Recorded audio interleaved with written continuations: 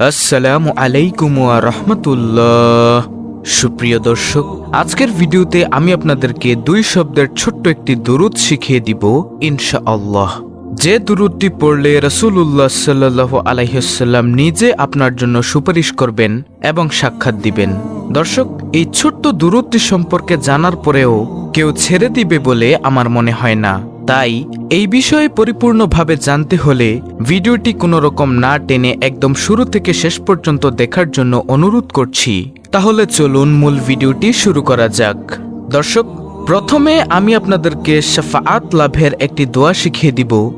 তারপরে ছোট্ট 2 শব্দের দুরূদটি আপনাদেরকে স্পষ্টভাবে বলে দিব ইনশাআল্লাহ। কারণ ওই সম্পর্কে জানতে হলে আগে আপনাদের শুরুর এই দোয়াটি জানতেই হবে। পরকালে মানুষের জন্য শ্রেষ্ঠ রহমত হচ্ছে আমাদের প্রিয় নবী রাসূলুল্লাহ সাল্লাল্লাহু আলাইহি ওয়াসাল্লামের শাফাআত লাভ। কিয়ামতের দিন কঠিন বিপদের সময় যে আমল ও দোয়ার মাধ্যমে রাসূলুল্লাহ সাল্লাল্লাহু আলাইহি ওয়াসাল্লামের শাফাআত লাভ করা যাবে তা আজকের এই ভিডিওতে তুলে ধরা হলো।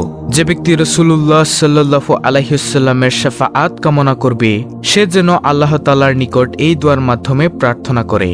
আর সেই দোয়াটি হলো আল্লাহুম্মা রযুকনা শাফাআতা নবিয়িকা। এই দোয়াটির অর্থ হচ্ছে, হে আল্লাহ, আমাদেরকে তোমার নবীর সুপারিশ দান করো। দর্শক, দোয়াটির বাংলা উচ্চারণ আমি ভিডিওর স্ক্রিনে দিয়ে দিয়েছি, আপনারা ভালোভাবে সহিশুদ্ধভাবে মুখস্থ করে নেবেন। দোয়াটি আমি আবারও বলছি, ভালো করে শুনুন। আল্লাহুম্মা রযুকনা শাফাআতা নবিয়িকা, অর্থ, হে আল্লাহ, আমাদেরকে তোমার নবীর সুপারিশ দান করো। দর্শক, রাসূলুল্লাহ সাল্লাল্লাহু আলাইহি ওয়াসাল্লামের শাফাআত লাভের জন্য একমাত্র আল্লাহ তাআলার ইবাদত করার পাশাপাশি তার প্রতি বেশি বেশি দুরূদ পাঠ করা। হযরত আবু হুরায়রা রাদিয়াল্লাহু তাআলা আনহু থেকে বর্ণিত, রাসূলুল্লাহ সাল্লাল্লাহু আলাইহি ওয়াসাল্লাম বলেন, কিয়ামতের দিন আমার সুপারিশে ধন্য ব্যক্তি সবচেয়ে সুখী মানুষ। আর সে হলো যে অন্তর বা নফস থেকে ইখলাসের সহিত বলে লা ইলাহা ইল্লাল্লাহ, অর্থাৎ আল্লাহ ছাড়া ইবাদতের উপযুক্ত কোনো সত্য উপাস্য নেই। বুখারী শরীফের হাদিস। সুতরাং সর্বদা তাওহীদের কালেমার পাশাপাশি বেশি বেশি দুরূদ শরীফ পাঠ করা। দর্শক, তো এখন আমি আপনাদেরকে জানিয়ে দিব সেই ছোট্ট 2 শব্দের দুরূদ শরীফটি, যে দুরূদ শরীফ পড়লে রাসূলুল্লাহ সাল্লাল্লাহু আলাইহি ওয়াসাল্লাম আপনার জন্য সুপারিশ করবেন এবং আপনি তার সাক্ষাৎ লাভ করবেন। তো সেই দুরূদ শরীফ সম্পর্কে আমি যে কথাগুলো বলবো সে কথাগুলো আপনি একদম মনোযোগ দিয়ে শুনুন। এগুলো আপনার জানতেই হবে। সর্বশ্রেষ্ঠ মানব হযরত মুহাম্মদ সাল্লাল্লাহু আলাইহি ওয়াসাল্লাম, যাকে কেন্দ্র করেই তামাম পৃথিবীর সৃষ্টি, তার প্রশংসাই হচ্ছে দুরূদ। এই দুরূদ পাঠ মানুষের ঈমানী শক্তিকে বৃদ্ধি করে। আল্লাহ তাআলা মানুষের কল্যাণের জন্যই দুরূদ পাঠকেও নাজাতের মাধ্যম বানিয়েছেন। আমি আজকের এই ভিডিওতে সেই ছোট্ট দুরূদ শরীফটি আপনাদের মাঝে স্পষ্টভাবে তুলে ধরব। দুরূদ শরীফের মধ্যে সর্বোত্তম দুরূদ হলো দুরূদে ইব্রাহিম, যা নামাজের শেষ বৈঠকে পড়া হয়। আর এই দুরূদ শরীফটি আমরা অধিকাংশ মানুষই জানি। আর সবচেয়ে ছোট দুরূদ হচ্ছে সাল্লাল্লাহু আলাইহি ওয়াসাল্লাম, যা পাঠের মাধ্যমে সালাত ও সালাম পাঠের হুকুম আদায় হয়ে যায়।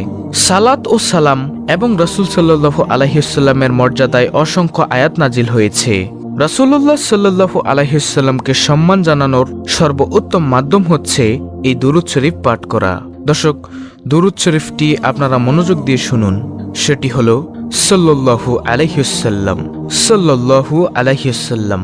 একদম ছোট্ট একটি দুরূদ। তাকে সম্মান জানানোর কথা পবিত্র কোরআনে আল্লাহ তাআলা ঘোষণা করেছেন। আল্লাহ তাআলা পবিত্র কোরআনে বলেন, আমি তোমাদেরকে নবী প্রেরণ করেছি সাক্ষী রূপে, সুসংবাদদাতা ও সতর্ককারী রূপে, যাতে তোমরা আল্লাহর রাসূলের প্রতি ঈমান আনো এবং তোমরা রাসূলকে শক্তি যোগাও, তাকে সম্মান করো। সূরা ফাতাহ আয়াত 8 ও 9।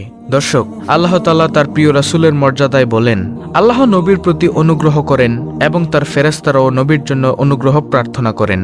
হে মুমিনগণ, তোমরাও নবীর জন্য অনুগ্রহ প্রার্থনা করো এবং তাকে যথাযথভাবে সালাম জানাও। সূরা আহজাব আয়াত নম্বর 56। দর্শক, সবচেয়ে ছোট দুরূদটি আপনারা অধিক হারে পাঠ করবেন, অর্থাৎ সাল্লাল্লাহু আলাইহি ওয়াসাল্লাম বা যে কোনো দুরূদ। চলতে ফিরতে উঠতে বসতে এই 2 শব্দের ছোট্ট দুরূদটি আপনারা পাঠ করবেন, সাল্লাল্লাহু আলাইহি ওয়াসাল্লাম। ইনশাআল্লাহ অনেক অনেক ফায়দা হবে। এছাড়াও আপনারা রাসূলের সুপারিশ লাভ করতে পারবেন এবং রাসূলের সাক্ষাৎ লাভ করতে পারবেন ইনশাআল্লাহ। দুরূদ শরীফের আরো কিছু ফজিলত হলো, হাদিস শরীফে এসেছে, যে ব্যক্তি হাসরের ময়দানে রাসূল সাল্লাল্লাহু আলাইহি ওয়াসাল্লামের সঙ্গে থাকতে চান সে ব্যক্তি যেন বেশি বেশি দুরূদ পাঠ করে। যে ব্যক্তি বেশি বেশি দুরূদ পাঠ করবে তার জন্য রাসূল সাল্লাল্লাহু আলাইহি ওয়াসাল্লামের সুপারিশ আবশ্যক হয়ে যায়। সুবহানাল্লাহ। বেশি বেশি দুরূদ পাঠের বরকতে স্বপ্নযুগে রাসূল সাল্লাল্লাহু আলাইহি ওয়াসাল্লামের জিয়ারত নসিব হয়ে যায় এবং দুরূদ পাঠের বরকতে রাসূল সাল্লাল্লাহু আলাইহি ওয়াসাল্লামের সাক্ষাৎ লাভ করতে পারলে ওই ব্যক্তির জন্য জাহান্নামের আগুন হারাম হয়ে যায়। সুবহানাল্লাহ। দর্শক, এত গুরুত্বপূর্ণ আলোচনা, এত গুরুত্বপূর্ণ ফজিলত জানার পরেও কেউ এই আমলগুলো ছাড়বেন না যদি আপনি সত্যিকারের নবী প্রেমিক হয়ে থাকেন। দুরূদ পাঠের ফলে বান্দার সব বৈধ চাওয়া পাওয়া আল্লাহ তাআলা কবুল করেন এবং দুরূদ পাঠের প্রয়োজনীয়তা বোঝাতেই আল্লাহ তাআলা পবিত্র কোরআনে আয়াত নাজিল করেছেন। আল্লাহ তাআলা পবিত্র কোরআনে বলেন, নিশ্চয়ই আমি আল্লাহ এবং আমার ফেরেশতাগণ নবী করিম সাল্লাল্লাহু আলাইহি ওয়াসাল্লামের উপর দুরূদ পাঠপূর্বক সালাম প্রেরণ করিয়া থাকি। হে মুমিনগণ, তোমরাও তাহার উপর দুরূদ পাঠ করো এবং সালাম প্রেরণ করো।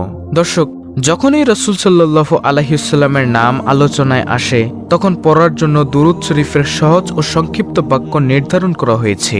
আর সেই সংক্ষিপ্ত বাক্যটি হলো, সংক্ষিপ্ত দুরূদটি হলো সাল্লাল্লাহু আলাইহি ওয়াসাল্লাম, অর্থাৎ আল্লাহ তাআলা তার উপর সালাম প্রেরণ করুন। এতে দুরূদও আদায় হয়ে গেল এবং সালামও হয়ে গেল। আল্লাহর অসীম অনুগ্রহ যে তিনি এর সংক্ষিপ্ত দুরূদ পাঠের দ্বারা পাঠকারীকে দুরূদ শরীফের ফজিলত, রহমত ও বরকত দান করবেন। সুবহানাল্লাহ। আল্লাহ আমাদের সবাইকে নামাজের দুরূদ ছাড়াও নিয়মিত দুরূদ পাঠ করে উপরোক্ত ফজিলত পাঠ ও স্বপ্নযুগে রাসূল সাল্লাল্লাহু আলাইহি ওয়াসাল্লামের জিয়ারত লাভের তৌফিক দান করুন। আমিন।